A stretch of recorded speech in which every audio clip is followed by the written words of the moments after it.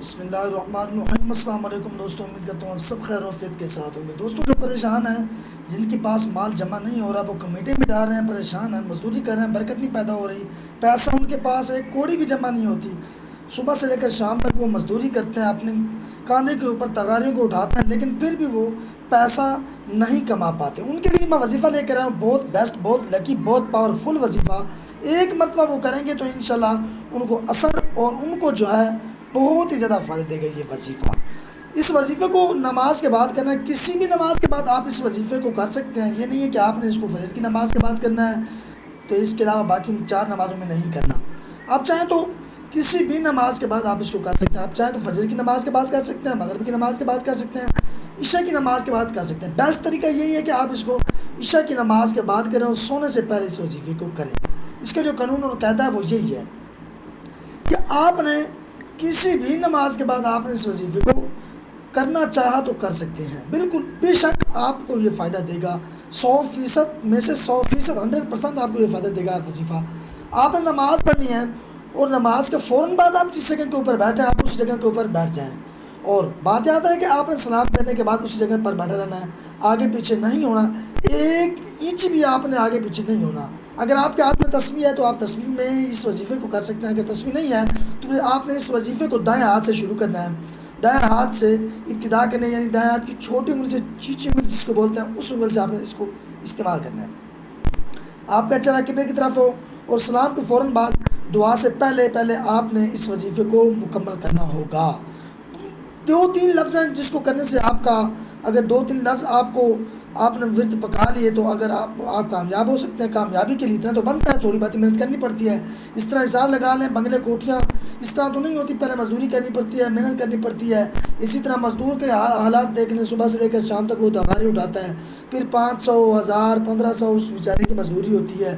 آپ کو ایک دن کے اندر امیر بنانے والا وظیفہ بتا رہا ہوں، آپ کو کچھ نہ کچھ تو اس کے لیے قربان کرنا پڑے گا، کچھ پانے کے لیے کچھ کھونا پڑتا ہے۔ تو آپ نے اس وظیفے میں کامیابی کو پانے کے لیے اپنا ٹائم، وقت، قانون، کنیکشن آپ نے جو ہے اس وظیفے کے اندر رکھنا ہے، اس کے طریقے کے مطابق چلنا ہے۔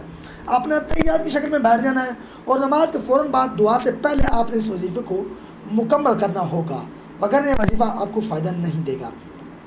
آپ نے سب سے پہلے 1 مرتبہ، کوئی ضرورت نہیں آپ کو 5 مرتبہ پڑھنے کی، 10 مرتبہ پڑھنے کی، 11 مرتبہ پڑھنے کی، 21 مرتبہ، 24 مرتبہ، کوئی ضرورت نہیں ہے۔ بالکل آپ کو اختیار ہے، اگر 1 مرتبہ سے زیادہ اگر آپ اپنی شوق سے، اپنی دل لگی سے پڑھنا چاہتے ہیں تو اس میں آپ کو قائد نہیں ہے، اس کے اوپر آپ کی پابندی نہیں ہے، لیکن اس وظیفے کی جو شرط ہے آپ نے 1 مرتبہ اول اور 1 ہی مرتبہ آخر میں درود پڑھ لینا ہے۔ جو درود آپ نے اول پڑھنا وہ آخر میں پڑھنا ہے۔ بات یاد رہے کہ آپ نے درود ابراہیم ہی پڑھنا ہے، اس کے علاوہ کوئی درود نہیں پڑھنا۔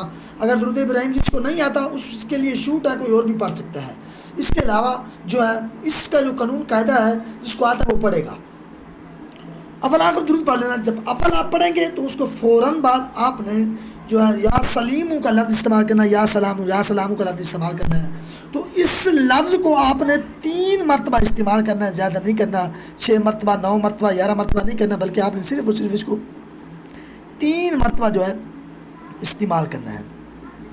اس کو 3 مرتبہ پڑھنے کے بعد آپ نے فوراً ہی اس کے بعد ایک اور لفظ دہرانا ہے جو بہت آپ کو رزق میں کامیابی دے سکتا ہے، یا رزاقو، یا رزاقو۔ اس کا معنی ہوتا ہے رزق دینے والا۔ اس کو آپ نے 3 مرتبہ نہیں پڑھنا، بلکہ آپ نے اس کو 7 مرتبہ پڑھنا ہے۔ پڑھنے کے بعد آپ نے اس کے فوراً بعد یا فتاحو، یا فتاحو، یا فتاحو کا لفظ استعمال کر لینا ہے۔ اس کو بھی آپ نے جو ہے کم از کم 11 مرتبہ آپ نے اس کو پڑھ لینا ہے۔ اس کے فوراً بعد آپ نے ایک چھوٹی سی سورت جو آخری اس بارے کے اندر موجود ہے وہ آپ نے پڑھنی ہے۔ سورۃ الکوثر کا ورد کرنا ہے، اس کو آپ نے جو ہے پڑھ لینا ہے۔ اس کو صرف اور صرف آپ نے 1 ہی مرتبہ پڑھنا ہے، زیادہ نہیں پڑھنا۔ باقی نہیں بات کہ آپ نے اس کے بعد کرنا کیا ہے، آپ جس جگہ کے اوپر بیٹھے اس جگہ کے اوپر بیٹھے گئے، اور جو درود آپ نے اول میں پڑھا وہ آخر میں پڑھنے کے بعد دونوں ہاتھوں کو اٹھا کے دعا مانگے۔ دعا مانگنے سے پہلے اول آخر درود پاک پڑھ لیں۔ اگر آپ کے ہاتھ میں تسبیح ہے تو تسبیح کے اوپر پھونک مار کر دماغ کے اندر آپ کا مقصد مشن آپ کا لازمی ہونا چاہیے، کیونکہ کوئی بھی چیز ہو تو اس کو اس کی طرف جانے سے پہلے انسان کا دل دماغ اسی کی طرف ہونا چاہیے، متوجہ ہونا پڑتا ہے، توجہ دینی پڑتی ہے، پھر جا کے وہ چیز حاصل ہوتی ہے۔ کچھ پانے کے لیے کچھ کھونا پڑتا ہے۔ آپ 5 منٹ 10 منٹ دیں گے وظیفے کو، اس 5-10 منٹ کے دینے سے اگر آپ کروڑوں پتی بن سکتے ہیں تو اور آپ کو کیا چاہیے۔ امید کرتا ہوں آپ کو میری چھوٹی سی ویڈیو پسند آ گئی، کیونکہ پسند آئی تو سبسکرائب کر دیجیے گا، شیئر کر دیجیے گا، لائک کر دیجیے گا، اور اپنے بھائی کو دعاؤں میں یاد رکھیے گا۔ ملتے ہیں آنے والی ویڈیو میں، تب تک کے لیے خدا حافظ۔